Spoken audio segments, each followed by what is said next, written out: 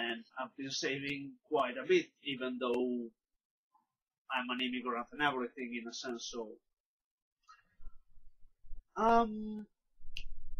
The question was, you know, to talk about Italy and everything. Yeah. Italy and everything. So, the fact is, in Italy, now we're having this crisis, basically, pretty much spread throughout Europe, but mainly is in Greece, Italy, Spain, and Ireland.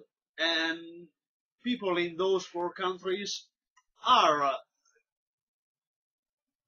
getting to grips, in a sense, with the actual mechanics, the mechanics of the economic system, and why is it the situation like that bad in Italy, and stuff like that. So it's actually when a situation gets bad that people start to when it starts to affect your life, then you start to think and care about this now. Actively think about it. Yeah. So when you're protected in Australia like we are, it's very hard. Would you say, though, that the average Italian is more aware of the forces that affect his life than the average Australian? Would you definitely, with a measure of certainty, declare that?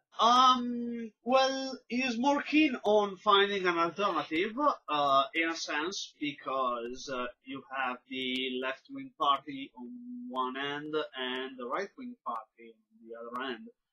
And neither one nor the other are capable of providing a solution, and they have shown that, like the track record without any glory. Exactly. So, in the last election, 30% of the people decided to turn their vote to the 5-star movement, which is this grassroots movement turned into a party. Run by a comedian. What's his name again? Yeah, well, I mean, we've been having a comedian for the last 20 years.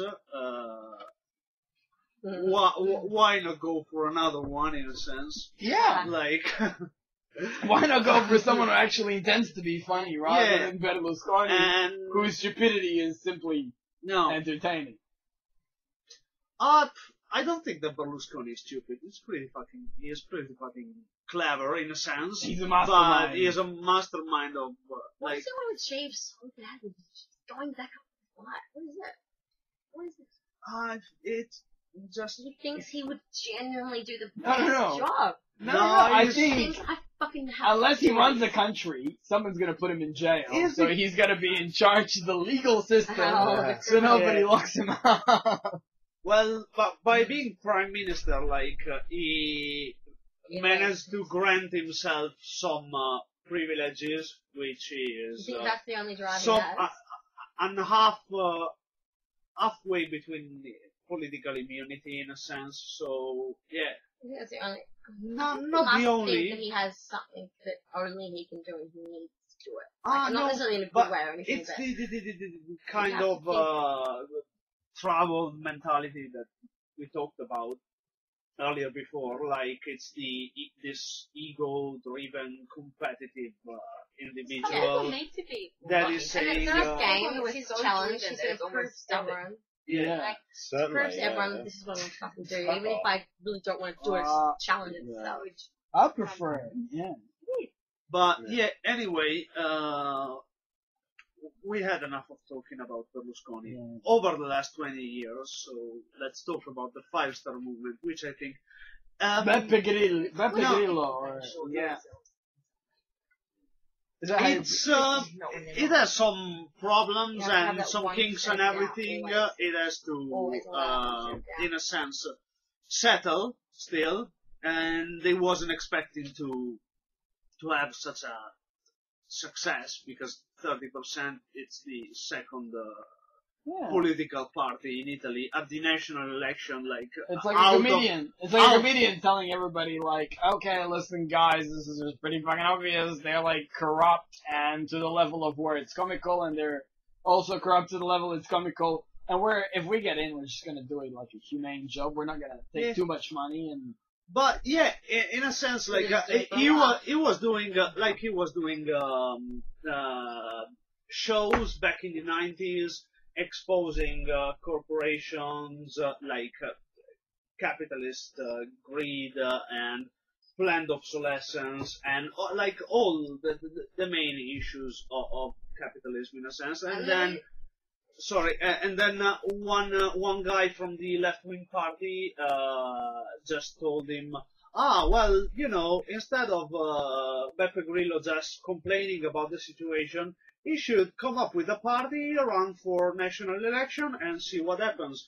And that's what he did, and he actually happened to be the second party, like, in Italy. So Is voting mandatory in Italy? No. voting, no, it's not mandatory. It's some sort of like it's not mandatory, but you're kind You'll be of looked down upon if you don't do it.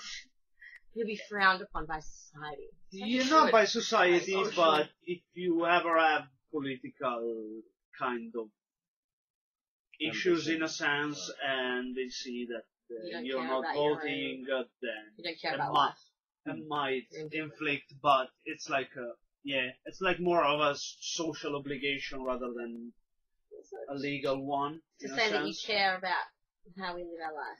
Yeah. Really. I really don't like. I mean, voting. I wouldn't make it mandatory. It makes sense at certain levels because. But the more people that vote, if it's not mandatory, would be, if you were to put a casino on it, it would probably be, 51%, people voting who are conservative or liberal to, 49% who are That's Labour right. or left wing. So, The type of people who I mean, don't do you think vote, the more people that would vote would be more conservatives because they care about the economy because they got more of a stake in the capital in the economy? Yeah. So that that's why I don't. It's such a hard one Well- because you don't want to take away the right to the option to vote. But the thing is, you don't have to vote here. If you don't want to vote, you can self-define. But at the You know, same it's time, like Yeah. if you really are strongly like, How much I is don't the fine wanna- again? It's not that. If you really genuinely go, I It don't is want to vote, 100. you don't have to. It's just you have to go outside the system. it to do always it. boils down to how much understanding do you have of the situation? Funnily enough, I've just Because- been ignoring the mails they send about registering to vote. I've just never answered one, and I think Like so far so good. in a So sense, far, so good. in a sense, like you have to be like to make your vote in a sense meaningful. You need to entrain in some kind of research and understanding of the actual political situation and what you actually want and what the actual parties are proposing, and then, well, that's at least is the underlying assumption of democracy as the Greeks intended it to be. voting itself is a political statement in itself, and so that's why it doesn't really make sense, because you can correlate the type of people who don't vote are likely to fall into a category that matches a lot with one political party, and so the process of voting in itself is a political decision. So it's like, do you give that people that choice or not? Like, is it on? If you don't give anyone that choice, and you just remove that political System. decision, You know, then it's I'm like not- another way to categorize people. The only trouble with remove it, and the only vote trouble more. with it is that on rare occasions, it is going to legitimize the people in power where they got no legitimacy. You look at America, despite the biggest get out to vote campaign, despite the nation taking a day off, despite corporations paying some of their workers full-time pay on the day where they go out to vote, which is a Tuesday, still, like 52% of people vote. It's like 48% of people just go, fuck you to the political system. And just imagine if that was 70%. Yeah. Like, imagine if no the elected, one voted. if the elected officials in Australia had 30% of people turn out, and the elected party had like 17% out of that 30. Like, your mandate, you're enacting the will of 17% of the people. You really don't have mandate. Like, Mhm. it's what the system is afraid of to a large extent. And I'm not saying that it's good or bad, because it's got good and bad sides. Because if people are forced to vote, you're forcing people to go out and think about what's good for them and which people they feel are right to represent them. And some of the time, it's much better that they vote than they don't, because then there is a genuine alternative. But I love the idea of us, the people, just saying, "No, man, Labour, Liberal, go fuck yourselves." Yeah. 30% of people voted. Your legitimacy is non-existent, in a sense. This is what we're doing in this neighborhood, and you're not really a legitimate government, so go away. Yeah. Let us do this. Because unless, they haven't won the majority, Okay, but even then, majority's then, not good enough thing to say. Like, okay, why are we but accepting hold that on. we're going to put in a government that only satisfies 51% of the population, and the rest is going to have to fucking make do because of that 1%. Okay, then, It's about time we figured out a way that must be a way to make everyone alright with it, and realize that this is actually the best possible way. Like, this is... Then how about the people in those communities who decide, no, I'm going to be a fucking red-blooded, Neanderthal male, and I'm going to take what's mine, and I deserve this, and I'm going to fight you. So what do we do with those people? Well, I would say that if communities... I love this. I've got the answer in my head. I know. A lot of faith in everyone being collective and all doing That's the thing. But that's the thing. Which I know is a really, that's... I'm not saying that that's not possible. Yeah, it's just going, alright, if you took away the whole voting thing, who's to say, realistically, there might be some other thing that is going to start taking power and start doing this, whether it's a gang or whether it's this, or there are going to be people submissive and people in lead. Unless we actually have a consciousness raising thing. Yeah, look, No, it's not always going to, I'm not saying that is exactly That's the cycle what that we've been going through, but I think that perhaps this time is actually different and we require a different type of revolution now, not just the one that's just the makes start of the cycle.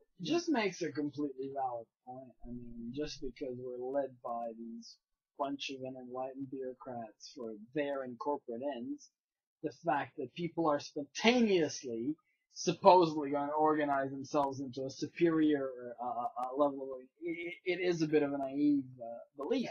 Yeah. Who is going to run things? It really genuinely could be the gangs, Yeah. It could be some really nefarious individual. But I'm okay with that.